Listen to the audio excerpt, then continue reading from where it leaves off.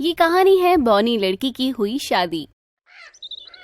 छोटी एक बौनी लड़की है जिसकी शादी जैसे तैसे हो जाती है, लेकिन उसके ससुराल वाले उससे खुश नहीं होते और आए दिन उसे ताने पड़ते रहते हैं। उसकी सास छोटी छोटी बातों में गलतियाँ निकालती है। बहू, ये क्या बना कर रख दिया है? इतनी पतली दाल कौन खाता है? हमारे यहाँ राशन की कोई कमी नहीं है, जो तुमने अपने मायके जैसी पानी वाली दाल बना दी है। मम्मी जी, आपने जैसी बोली थी वैसे ही तो बनाई है। अच्छा, तो क्या मैं पागल हूँ जो ये सब बोल रही हूँ? हाइट तो तुम्हारी छोटी है, लगता है दिमाग भी छोटा है। मुझे क्या पता था कि तुम्हें घर का काम करना भी नहीं आता है, यहाँ तक कि खाना बनाना भी नहीं आता, वरना मैं कभी तुम्हें अपने घर की बहू नहीं बनाती। अपनी सास की बात सुनकर छोटी की आंखों से आंसू आ जाते हैं और वो चुपचाप अंदर चली जाती है। अगले दिन बहू किचन में काम कर रही होती है, तभी उसे ऊपर से कुछ सामान उतारना होता है, लेकिन कम हाइट की वजह से उसका हाथ नहीं पहुंचता। वो बहुत कोशिश करती है, लेकिन उसका हाथ ऊपर तक नहीं पहुंच पाता। तभी उसका पति वहां आ जाता है। सुनिए, जरा ये ऊपर से सामान उतार देंगे क्या? हाँ, तुम रुको, मैं भी उतार देता हूँ। उसका पति ऊपर से डब्बा उतार कर उसे दे देता है, लेकिन ये सब कुछ उसकी सास देख रही होती है और जैसे ही पति अंदर जाता है उसकी सास ताने मारना शुरू कर देती है। ऐसे कब तक तुम्हारा पति सामान उतार कर देता रहेगा? लेकिन मम्मी जी, आपको तो पता है ना मेरी हाइट कम है, इसलिए वो मेरी मदद कर रहे थे। हाँ, सही बोल रही हो, किस्मत तो मेरी खराब है जो मैं तुम्हें बहू बना कर घर ले आई। पता नहीं कौन सी घड़ी थी जब मैंने तुम्हारी जैसी हाइट वाली लड़की को अपने बेटे के लिए पसंद किया। बहू कुछ बोल नहीं पाती, बस चुपचाप सुनती रहती है। कुछ दिन बाद छोटी की सास की एक पड़ोसी उससे मिलने आती है। अरे आओ आओ विमला, बहुत दिनों के बाद आई हो और तुम तो मेरे बेटे की शादी में भी नहीं आई। कहाँ चले गई थी तुम? अरे क्या बताऊं, मेरा इतना मन था आकाश की शादी में आने का, लेकिन मेरे भतीजे की भी तो शादी थी, तो मैं गांव चली गई थी, इसलिए अब आई हूँ बहू से मिलने। जरा बहू को बुलाओ तो मुंह दिखाई कर लूं। बहू, जरा बाहर तो आना, पड़ोस वाली शर्मा आंटी तुमसे मिलने आई है। जैसे ही छोटी बाहर आती है उसे देखकर विमला की आंखें बड़ी हो जाती है। बहू विमला के पैर छूती है और विमला उसके हाथ में एक लिफाफा दे देती है। बहू अंदर चली जाती है। अरे दुर्गा, ये तुमने क्या किया? हमारा आकाश इतना पढ़ा लिखा लंबा सुंदर लड़का है और तुमने एक बोनी लड़की से उसका ब्याह करा दिया। सही कह रही हो तुम, मेरी मती मारी गई थी जो मैं इसे अपनी बहू बना कर ले आई। अब तो बहुत पछता रही हूँ विमला, ये तुमने बहुत गलत किया है। तुमने तो आकाश की जिंदगी ही बर्बाद कर दी। दुर्गा, वो कैसे रहता होगा इस छोटी लड़की के साथ? उसे कितनी परेशानी होती होगी। पता नहीं, आकाश को तो ये लड़की बहुत पसंद थी और उसी ने कहा था कि वो इससे शादी करना चाहता है। मैंने भी सोचा कि जब बेटे को पसंद है तो फिर कैसी दिक्कत, लेकिन जब शादी करके घर लेकर आए तो समझ आ रहा है कि जोड़ी हमेशा बराबर वालों की ही होनी चाहिए। अभी भी देर नहीं हुई दुर्गा, शादी को अभी 2 ही महीने हुए हैं। कोई भी बहाना बनाकर इस बोनी को यहाँ से चलता करो। अपने आकाश को तो कई लड़कियाँ मिल जाएंगी। अरे मैं खुद उसके लिए लड़की देखूंगी, एक से एक सुंदर, लंबी और पढ़ी लिखी। हमें क्या जरूरत है ऐसी छोटी लड़की से अपने बेटे की शादी करने की? लेकिन ऐसा कैसे हो सकता है विमला? अब तो शादी हो चुकी है, कुछ भी गड़बड़ हुई तो समाज में क्या मुंह दिखाऊंगी? वो तो तुम अभी भी दिखाने लायक नहीं रही हो। क्या तुम इस बहू को अपने साथ बाजार ले जा सकती हो? जैसे मैं हैरान रह गई वैसे ही दूसरे लोग हैरान रह जाते होंगे तुम्हारी इस बहू को देखकर। मेरी बात मानो, इस बारे में सोचो। अगर तुम्हें मेरी कोई मदद चाहिए तो मैं करने के लिए तैयार हूँ। विमला की बात सुनकर दुर्गा सोच में पड़ जाती है और उसे भी लगता है कि बहू का रिश्ता खत्म कर देने में ही भलाई होगी। रात में छोटी अपने पति के साथ कमरे में होती है और वो किसी सोच में गुम है। क्या सोच रहे हो? बस यही सोच रही हूँ कि मुझसे शादी करके आप पछता तो नहीं रहे? ये तुम कैसी बातें कर रही हो? क्या हुआ है? किसी ने कुछ बोला है तुम्हें? नहीं, किसी ने कुछ नहीं बोला, बस मुझे ही ऐसा महसूस होता है कि शायद मैं आपके लायक नहीं हूँ। तुम्हें बिल्कुल गलत महसूस हो रहा है। मैंने खुद तुम्हें पसंद किया था और मैं तुमसे शादी करके बहुत खुश हूँ। तुम्हारे दिमाग में ये बात कहाँ से आ गई छोटी? हम दोनों की जोड़ी एक परफेक्ट जोड़ी नहीं है। आप इतने स्मार्ट, हैंडसम और इतनी अच्छी हाइट वाले, और मैं साधारण सी शक्ल सूरत वाली एक बोनी लड़की। आपको शर्म आती होगी ना? मुझे कोई शर्म नहीं आती तुम्हें अपनी पत्नी बोलने में या तुम्हें बाहर ले जाने में। मैं बहुत खुश हूँ तुमसे शादी करके। तुम एक समझदार, पढ़ी लिखी और रिस्पॉन्सिबल लड़की हो। मेरी हर चीज का, हर जरूरत का ख्याल रखती हो। मेरी माँ का इतना ध्यान रखती हो। पूरे घर को तुमने संभाल लिया है और इससे ज्यादा मुझे और क्या चाहिए। इसीलिए तुम भी ऐसा कुछ मत सोचो। मैं बहुत खुश हूँ तुम्हारे साथ। मुझे बाहर ले जाने में? उसका पति प्यार से उसका हाथ पकड़ता है। छोटी खुश होती है, लेकिन अभी भी सोच में गुम है। अगले दिन छोटी की सास की तबीयत आज कुछ ठीक नहीं है और छोटी उसकी खातिरदारी में लगी है। सास बिस्तर पर सिर बांध कर लेटी है और छोटी उसके पैर दबा रही है। मौसम बिगड़ रहा है ना मम्मी जी, आपको थोड़ा ध्यान रखना चाहिए। आप रुकिए, मैं आपके लिए काढ़ा बना कर लाती हूँ, उससे आपको आराम मिलेगा। तभी वहाँ पर सास की सहेली आ जाती है, जो बहुत सालों बाद उससे मिलने आई है और देखती है कि सास की तबीयत ठीक नहीं है। अरे दुर्गा, क्या हुआ तुझे? अरे मीनू, तू इतने सालों बाद बैठ मेरे पास। कहाँ थी तू इतने सालों से? बस यार दुर्गा, क्या बताऊं, घर गृहस्थी और बच्चों में लगी थी। फिर बेटे की शादी हो गई तो ज्यादा गृहस्थी में बंध गई। तभी वहाँ सास के लिए काढ़ा लेकर छोटी आ जाती है। उसे देखकर उसकी सास शर्मिंदा होती है और उसकी सहेली हैरान। ये लीजिए मम्मी जी, आप इसे पी लीजिए, इससे आपको आराम मिलेगा और मैं आपके पैरों में विक्स भी लगा देती हूँ ताकि आपका जुकाम जल्दी से ठीक हो जाए। ये कौन है दुर्गा? तुमने आकाश की शादी कर दी है क्या? हाँ मीनू, 2 महीने पहले ही आकाश की शादी हुई है। ये मेरी बहू है। बहू जल्दी से मीनू के पैर छूती है और मीनू उसे खुशी खुशी आशीर्वाद देती है। बहू वापस अंदर चली जाती है और दुर्गा शर्मिंदा होती है। तुम्हारी बहू तो बहुत ही संस्कारी है दुर्गा, कहाँ से ढूंढ कर लाई हो ऐसी बहू? क्या बताऊं मीनू, मेरी तो किस्मत ही फूट गई है जो मैं इस बोनी लड़की को अपनी बहू बना कर ले आई। मुझे तो शर्म ही आती है ऐसे किसी से मिलवाने में। तभी वहाँ छोटी फिर से आ जाती है और बैठकर अपनी सास के पैरों में विक्स लगाने लगती है। अच्छे से मालिश करके सास को हिदायत देकर चली जाती है। मम्मी जी, अब आप आराम करना, मैं शाम के खाने में आपके लिए दलिया बना देती हूँ और किसी भी चीज की जरूरत हो तो मुझे आवाज लगाना। आंटी जी आप बैठिए, मैं आपके लिए चाय बना कर लाती हूँ। बहू वहाँ से चली जाती है और मीनू बहू को देखकर बहुत खुश होती है।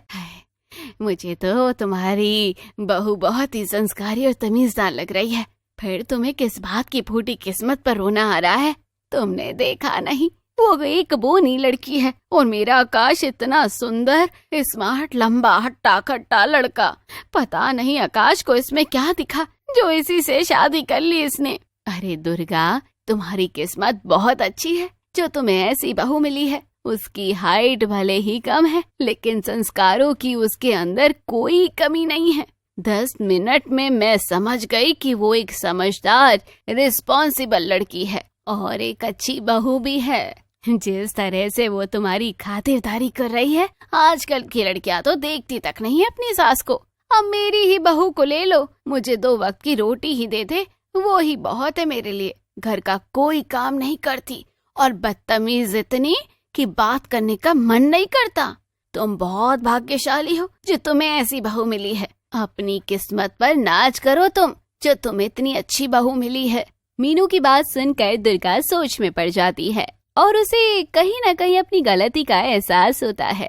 मीनू तो चली जाती है लेकिन दुर्गा की सोच बदल जाती है। उसकी बहू उसके पास आती है। मम्मी जी खाना खा लीजिए, इसके बाद आपको दवाई भी खानी है और आज मैं आपके पास ही सो जाऊंगी। कभी रात में आपको जरूरत लगेगी तो मेरा साथ रहना जरूरी है। सास प्यार से बहू का हाथ पकड़कर उसे अपने साथ बैठाती है। बहू हैरान है कि आज उसकी सास को क्या हुआ है।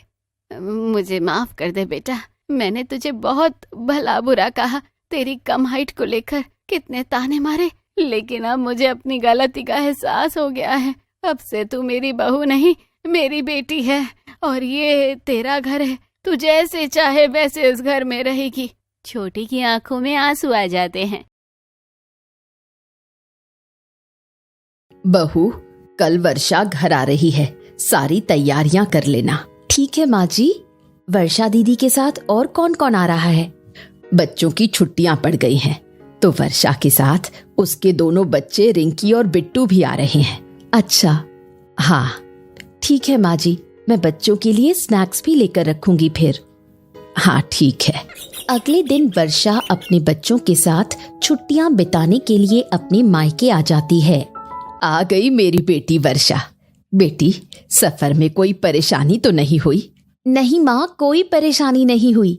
चलो अच्छी बात है। और मेरे दोनों जिगर के टुकड़े कैसे हैं? कैसे हो तुम दोनों, बिट्टू और रिंकी? हम अच्छे हैं नानी, आप कैसी हो?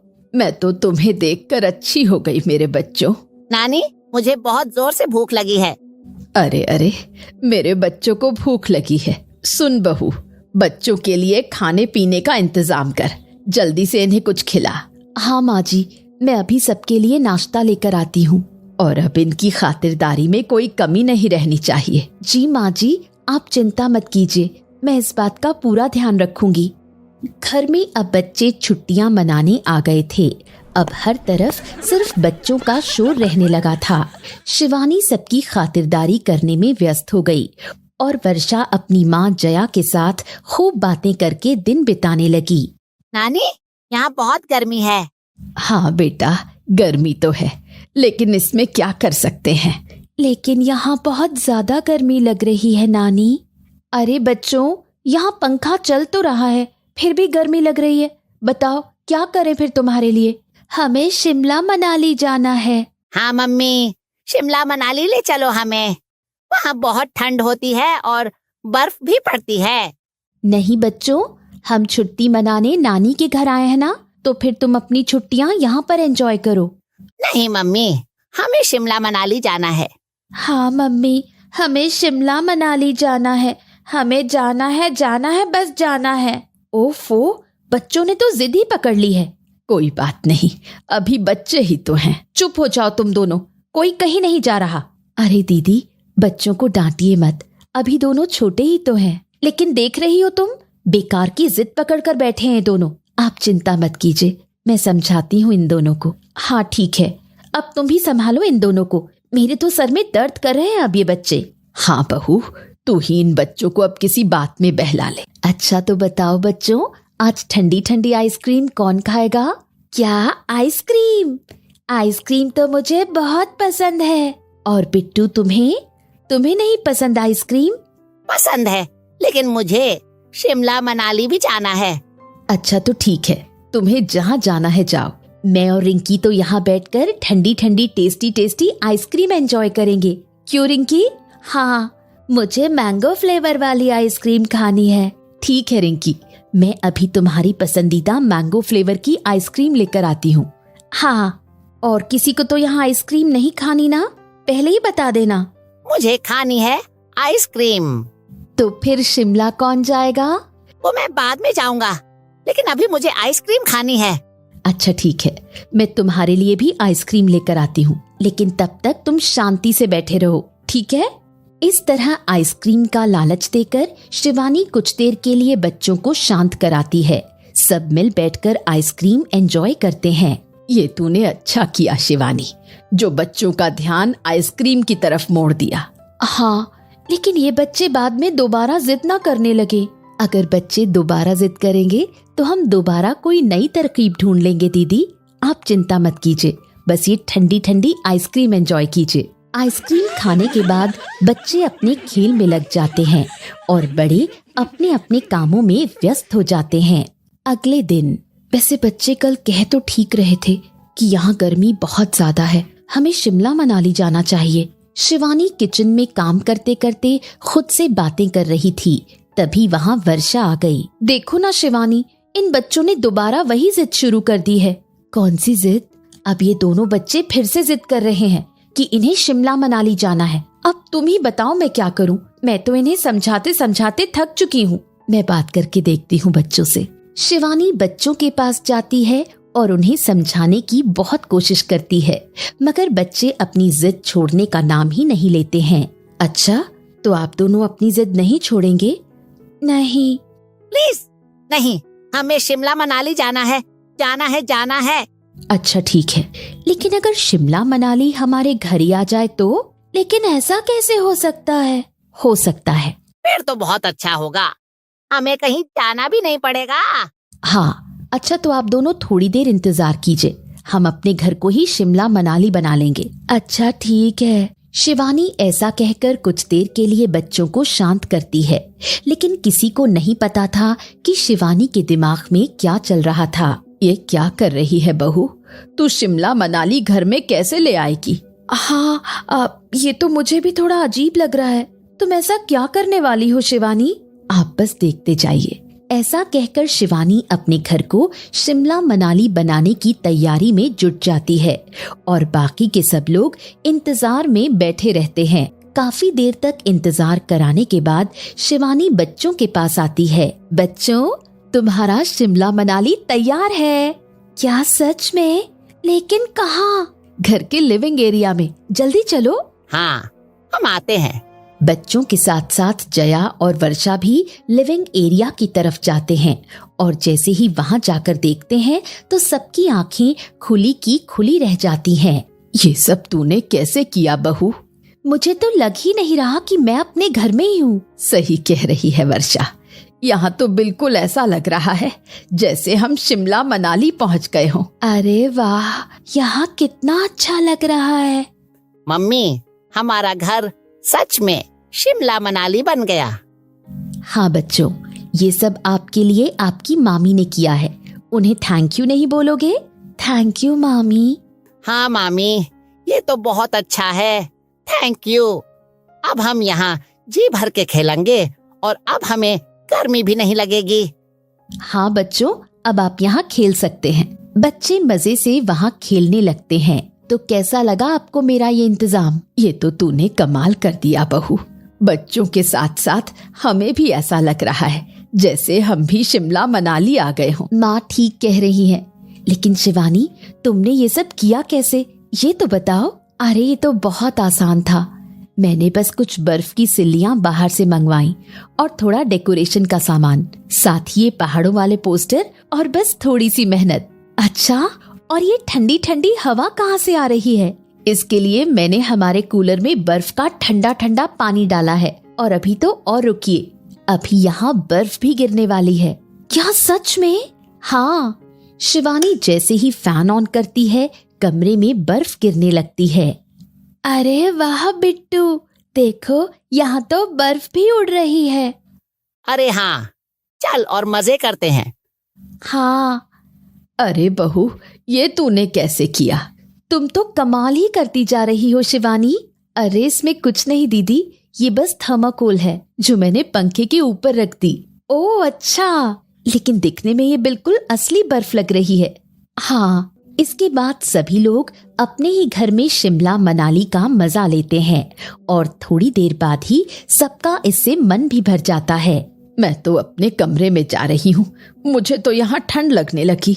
मैं भी चलती हूँ आपके साथ, हम भी थक गए मम्मी। हाँ, मुझे नींद आ रही है। एक एक करके सब चले जाते हैं और आखिर में शिवानी ही रह जाती है। अरे सब चले गए और अब ये सारा तामझाम मुझे अकेले ही समेटना पड़ेगा। इसमें तो बहुत टाइम लगेगा और फिर से दुगनी मेहनत। आज के बाद कभी घर को शिमला मनाली नहीं बनाऊंगी।